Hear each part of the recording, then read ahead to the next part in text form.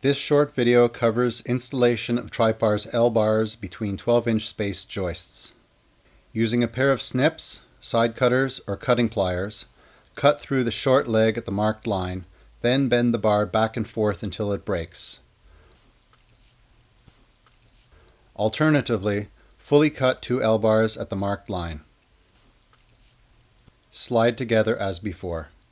Locking remains possible at this reduced span by bending the arrow-shaped locking tab so that it impinges in the mating slot.